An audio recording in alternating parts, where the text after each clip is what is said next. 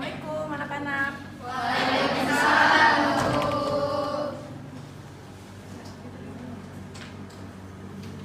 Apa kabar semuanya? Jaya, Bu. Gimana hari ini puasanya lancar semua? Lancar, Bu. Alhamdulillah. Baik, sebelum pembelajarannya dimulai, coba dilihat kanan kirinya, kolong mejanya, kolong bangkunya, ada sampah atau tidak agar pembelajaran kita lebih efektif dan efisien.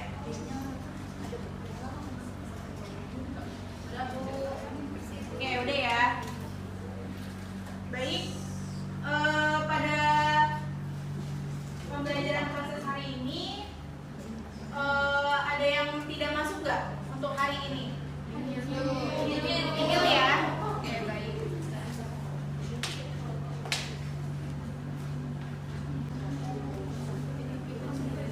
Baik, untuk berlangsungnya pembelajaran, untuk ketua kelas Ferdi, silakan untuk memimpin doa untuk memulai pelajaran pada hari ini. Baik, sebelum kita mulai belajar pada pagi hari ini, kita berdoa berdoa mulai. Berdoa selesai. Baik. Sebelum pembelajaran dimulai, ada yang masih ingat nggak untuk materi kita yang sebelumnya itu membahas tentang materi apa? Sistem pembayaran, Bu. Oke, sistem pembayaran ya, Rama. Nah, sistem pembayaran itu ada yang masih ingat nggak sih tentang materi yang kemarin? Sistem pembayaran itu seperti apa? Penjelasannya apa? Mungkin ada yang bisa membantu menjawab? Saya, Bu. Oke, baik, Priti. Sistem pembayaran itu sistem yang mencakup lembaga, aturan, dan juga mekanisme untuk pemindahan dana dalam memenuhi kewajiban ataupun kegiatan ekonomi itu sendiri, Bu. Oke, baik.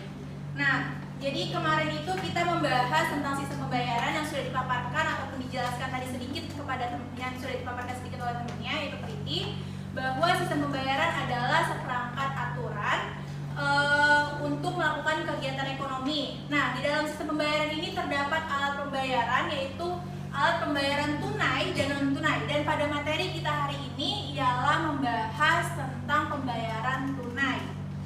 Nah, sebelumnya untuk memasuki materi ini, Ibu ada sedikit ice breaking yang dimana biar kalian lebih semangat pada pagi hari ini yang namanya lagi puasa kan, itu tentu saja pasti capek, gak semangat, tapi untuk semangat ini Ibu akan memberikan ice breaking. Jadi semuanya harap konsen dan mengikuti yang Ibu contohkan ya.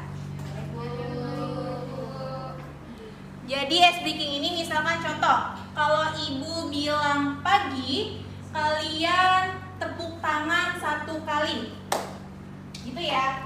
Coba dicoba dulu. Kalau Ibu bilang pagi, kayaknya kurang kompak deh. Lebih kompak lagi ya. Kalau Ibu bilang pagi, nah kalau Ibu bilang siang, itu tepuk tangannya 2 kali, kayak gitu ya. Siang.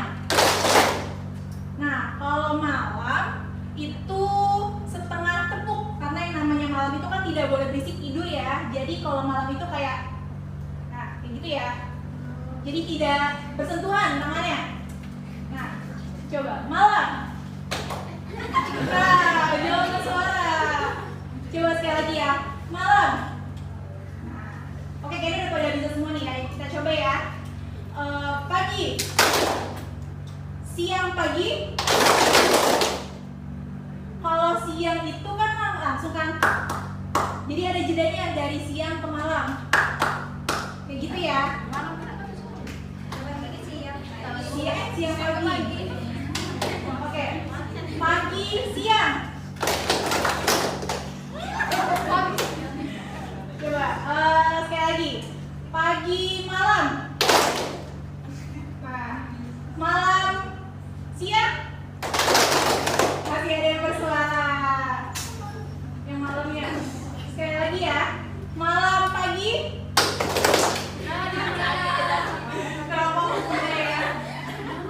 Oke. Untuk SD-nya Ibu cukupkan. Untuk kita langsung memaparkan materi. Untuk materi hari ini ialah membahas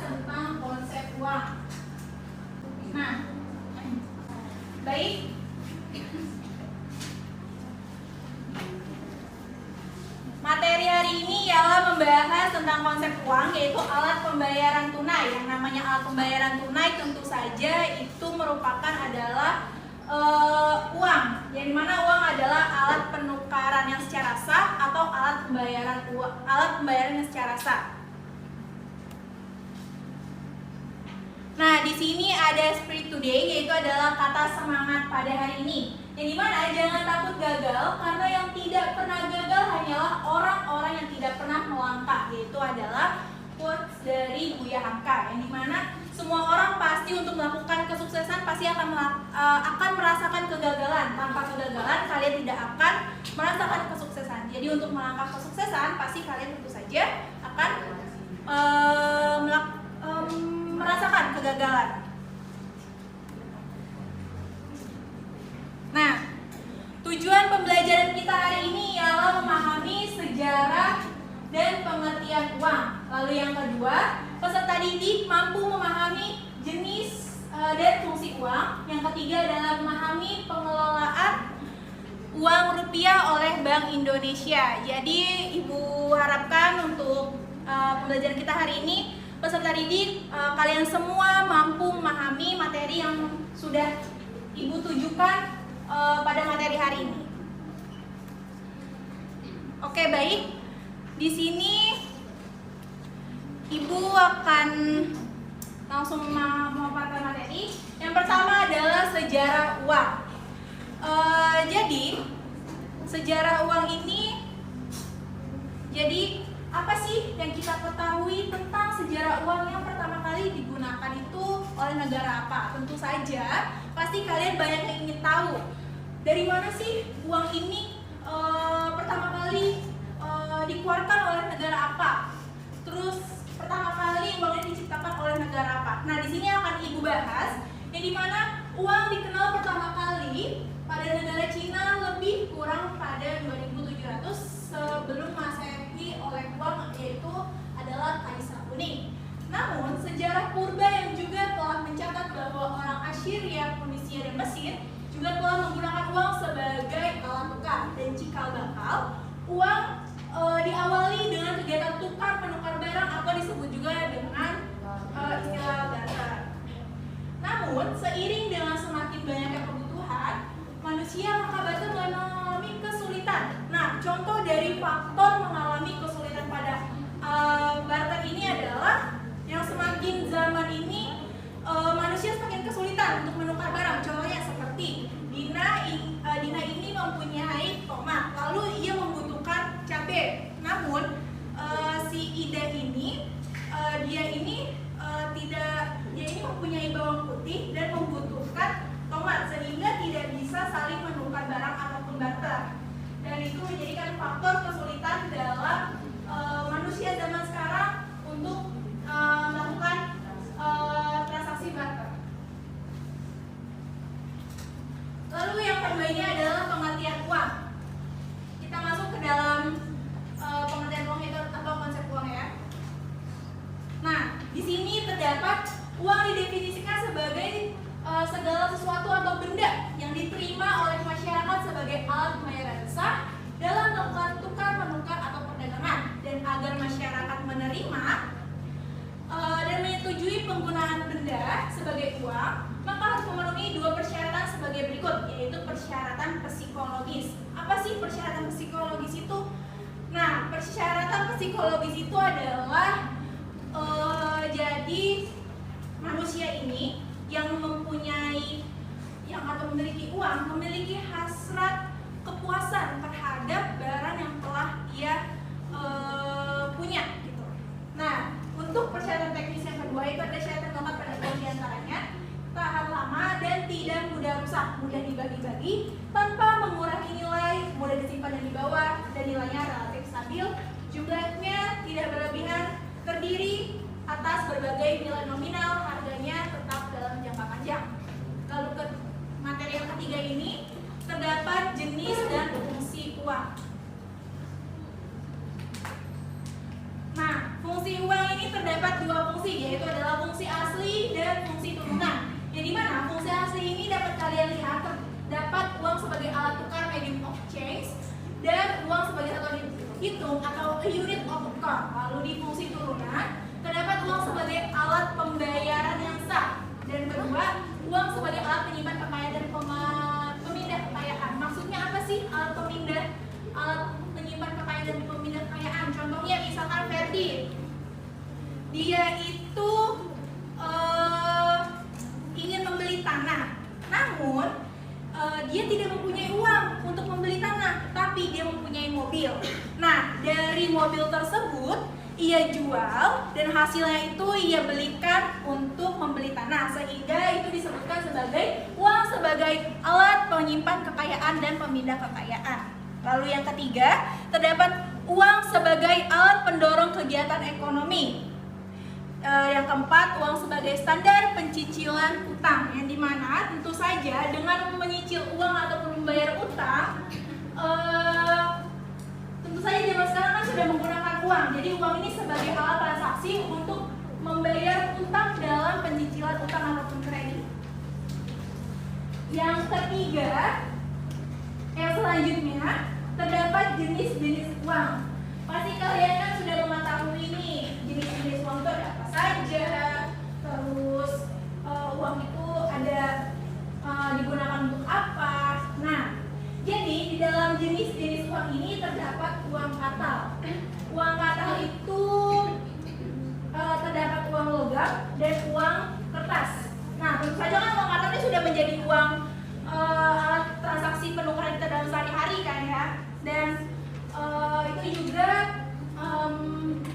dimasukkan ke dalam jenis-jenis uang. Nah, untuk kalian nih pasti kan cuma mengetahui uang logam doang, terus uang kertas doang.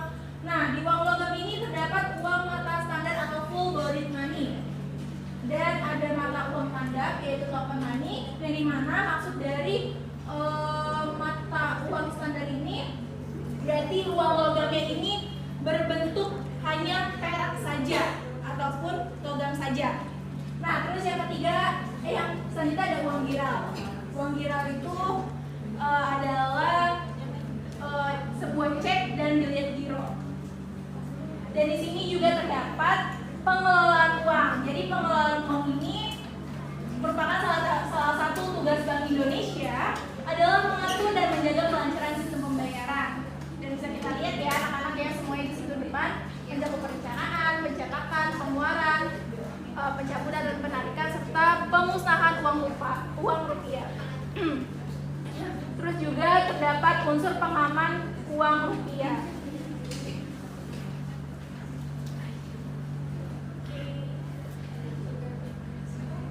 Kalian bisa lihat ya dari unsur pengaman uang rupiah ini tentu saja Bank Indonesia ini mengamankan uang dari pemalsuan.